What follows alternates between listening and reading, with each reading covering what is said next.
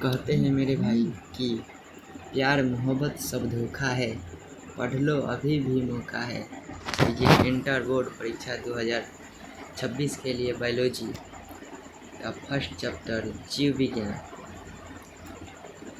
जीवों में जनन का महत्वपूर्ण प्रश्न ऑब्जेक्टिव कुछ आज लेकर आए हैं। आपके स्क्रीन पर मौजूद फर्स्ट क्वेश्चन है कि आम के फल में खाने वाला भाग होता है। इसका जो राइट आंसर हो जाएगा वो होगा बी नंबर मध्य फल भित्ति। आप टिक आउट कीजिएगा। अगला प्रश्न है कि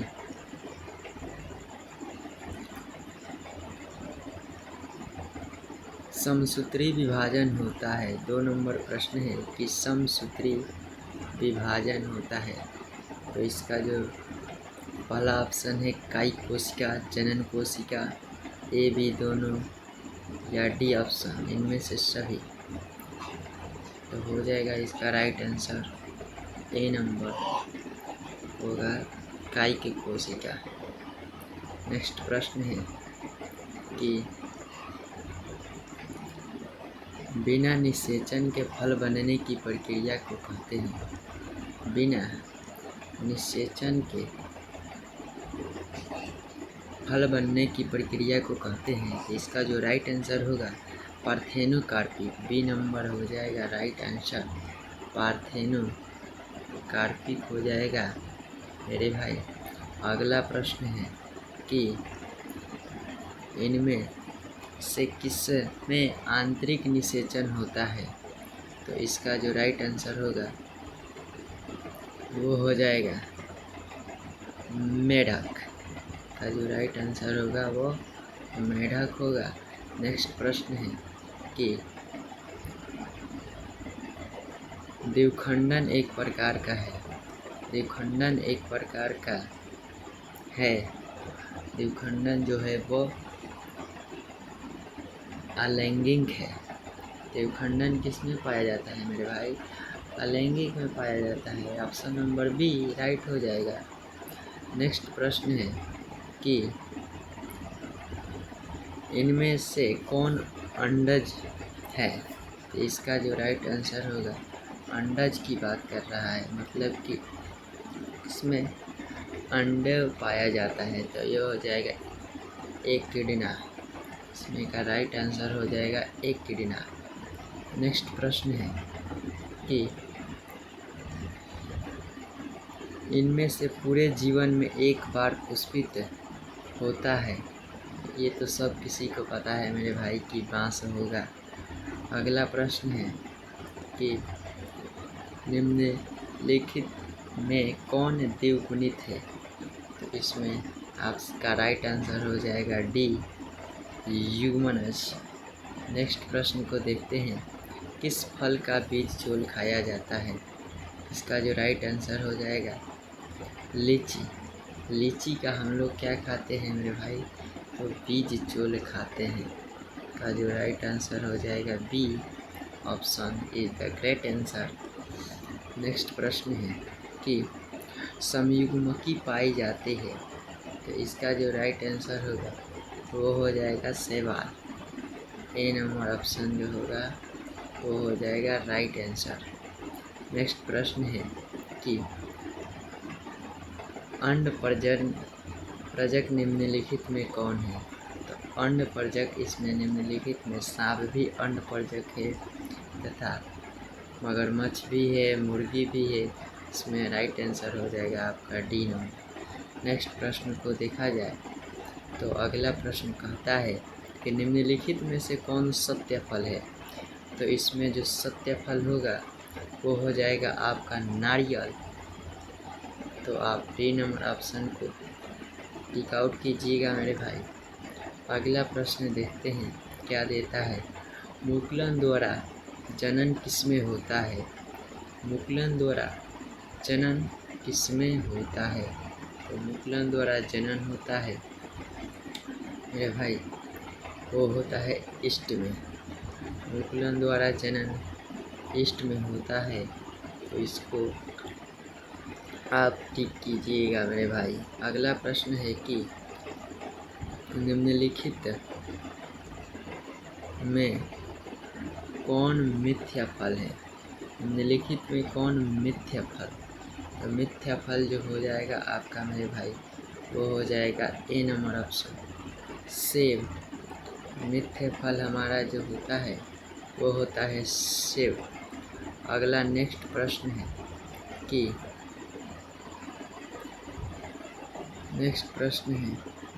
कि इनमें द्विखंडन किसमें पाया जाता है। तो द्विखंडन मेरे भाई किसमें पाया जाता है, वो पाया जाता है अमीबा में। अमीबा के कुछ इस प्रकार का चित्र होते हैं जो ये द्विखंडन की प्रक्रिया के द्वारा दो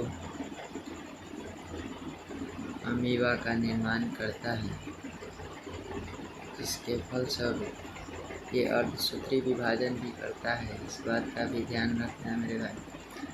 अगला प्रश्न है कि जेम्यूल बनते हैं, तो जेम्यूल जो बनता है वो बनता है स्पंज में। इसका जो राइट आंसर हो जाएगा स्पंज। बी नंबर ऑप्शन जो होगा वो करेक्ट आंसर होगा इसका। नेक्स्ट प्रश्न है कि लीची का खाए जाने वाला भाग कहलाता है। इसका जो राइट आंसर होगा वो होगा बीज चोल। क्या हो जाएगा मेरे भाई, बीज चोल। लीची का खाए जाने वाला जो भाग है वो है बीज चोल। नेक्स्ट 18 नंबर का प्रश्न है कि बिना निषेचन के फल बनने की या निर्माण होने की क्या कहते हैं। कहता है बिना निषेचन के फल निर्माण को क्या कहते हैं। उसे तो ही हम लोग असंग जनन कहते हैं। नहीं, असंग जनन नहीं मेरे भाई, अनिषेक जनन कहते हैं। Option number C is the right answer हो जाएगा। नेक्स्ट प्रश्न को देखते हैं। 19 नंबर, निम्नलिखित में से सही का चुनाव करें। इसमें का राइट आंसर जो होगा वो हो जाएगा हाइड्रा की कलिका, ऑप्शन नंबर डी। नेक्स्ट प्रश्न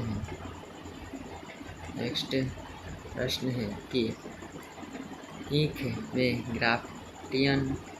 ग्राफ्टिंग नहीं हो सकता है क्योंकि उसमें वेस्कुलर बंडल्स बिखरे होते हैं।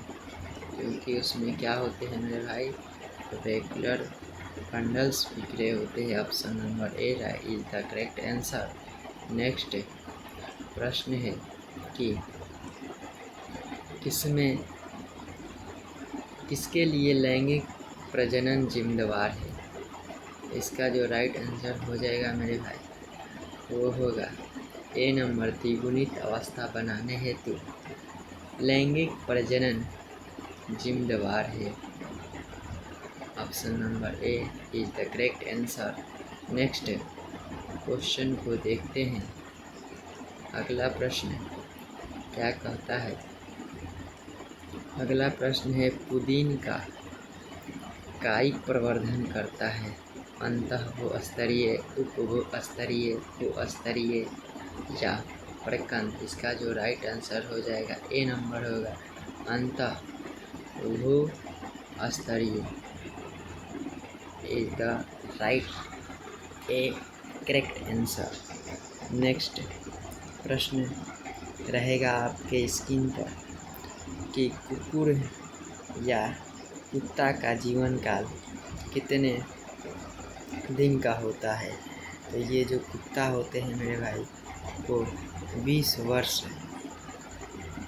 तक जीते हैं। ऑप्शन नंबर ए सही हो जाएगा करेक्ट आंसर।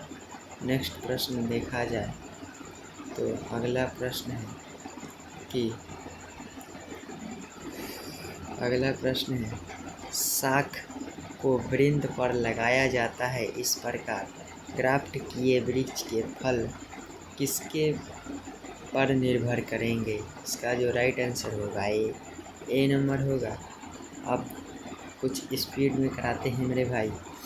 तो ये 25 नंबर का क्वेश्चन है, अगुणित कोशिकाओं के संलयन की प्रक्रिया को कहते हैं। अगुणित कोशिकाओं के संलयन की प्रक्रिया को हम लोग कहते हैं मेरे भाई, क्या कहते हैं? अगुणित कोशिकाओं के संलयन की प्रक्रिया को अर्धसूत्री विभाजन, समसूत्री विभाजन, ये जो है ना मेरे भाई, ये थोड़ा डाउट है, इसको DOUT डाउट है, इसको बाद में बताएंगे नेक्स्ट वीडियो में। अगला प्रश्न है कि 26 नंबर प्रश्न है डैश में कि पत्तियों के खंडों द्वारा कायिक प्रजनन होता है। तो पत्तियों के खंडों द्वारा कायिक प्रजनन होता है, वो होता है ब्रायोफिलम एवं इसमें तो कैलेंचोय, जो ये एक बी नंबर ऑप्शन हो जाएगा is the correct answer. Next प्रश्न है कि ये जो पिछले वाला प्रश्न था, इसका जो आंसर होगा डी नंबर होगा मेरे भाई।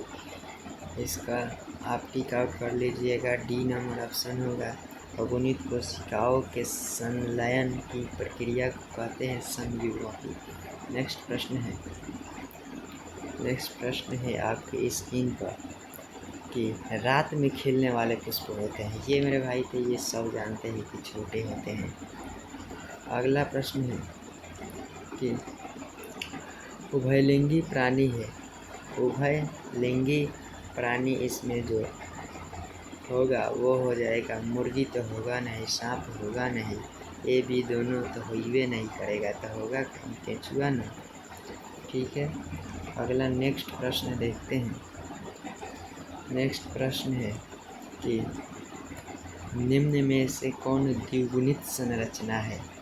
द्विगुणित संरचना ये जो होता है, ये तो होता है एन, ये होता है अंडाणु जो होता है, ये सिंगल एन होता है, शुक्राणु भी एन होता है, और युग्मन जो होता है एन प्लस एन मिलकर 2n बना होता है।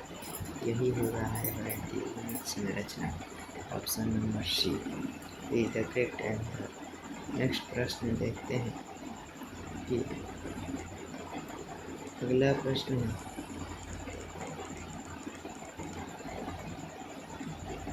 कि जन्म से लेकर प्रकृति की मृत्यु के बीच की अवस्था को क्या कहते हैं? तो जन्म से लेकर प्रकृति मृत्यु के बीच की अवस्था को हम लोग कहते हैं जीवन काल। अगला प्रश्न है कि आकारिकी तथा आनुवंशिकी रूप से समान जीवों को कहते हैं। आनुवंशिकी तथा आकारिकी रूप से समान जीवों को क्या कहते हैं? तो इसी को मेरे भाई कहते हैं हम लोग clone. A is the correct answer. Next प्रश्न देखते हैं। अगला जो प्रश्न है कि अमीबा में प्रजनन किस प्रकार का होता है? तो अमीबा में जो प्रजनन होता है वो होता है द्विखंडन के द्वारा। नेक्स्ट क्वेश्चन देखते हैं मेरे भाई। नेक्स्ट क्वेश्चन है कि पेनिसिलियम में प्रजनन होता है। पेनिसिलियम में जो प्रजनन होता है वो कोनिडिया के द्वारा होता है। D is the right answer. Next प्रश्न है कि मानसिक चक्र किसमें होता है? मानसिक चक्र जो होता है वो होता है इनमें सब हो जाएगा इसका राइट आंसर। बंदर में भी होता है, कपी में भी होता है, मानव में भी होता है, इनमें सभी हो जाएगा इसका राइट आंसर। नेक्स्ट प्रश्न है कि निम्नलिखित में से किसमें ऑस्ट्रियस साइकिल नहीं होता है? तो इसका जो राइट आंसर होगा वो हो जाएगा C number is the correct answer हो जाएगा। बंदरों में जो होता है वो ओस्ट्रियस साइकिल नहीं होता है। नेक्स्ट प्रश्न देखते हैं कि निम्नलिखित में से कौन द्विलिंगी नहीं है।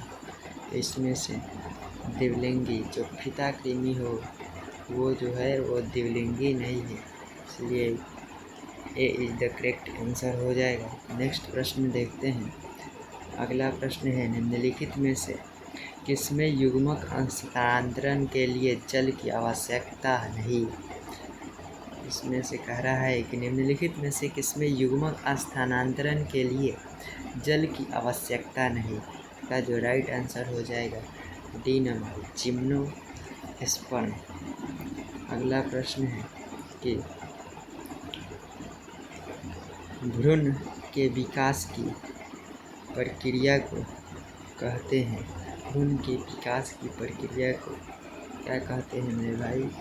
तो भ्रूण की विकास की प्रक्रिया को हम कहते हैं C is the right answer embryogenesis.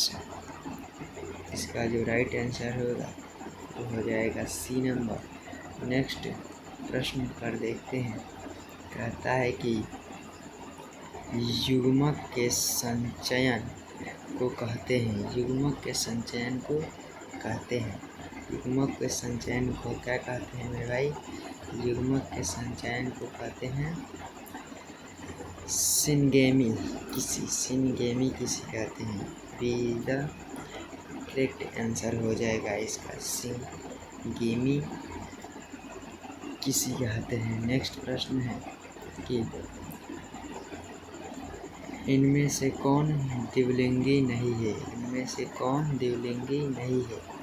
तो इसमें जो हो जाएगा राइट आंसर इसका द्विलिंगी नहीं है पूछा है तो डी नंबर ऑप्शन होगा वो होगा केंचुआ, क्योंकि केंचुआ जो होता है वो होता है उभयलिंगी प्राणी होता है, इसलिए D is the right answer हो जाएगा। नेक्स्ट प्रश्न है कि चलिए इतना ही रहने देते हैं, अगले वीडियो में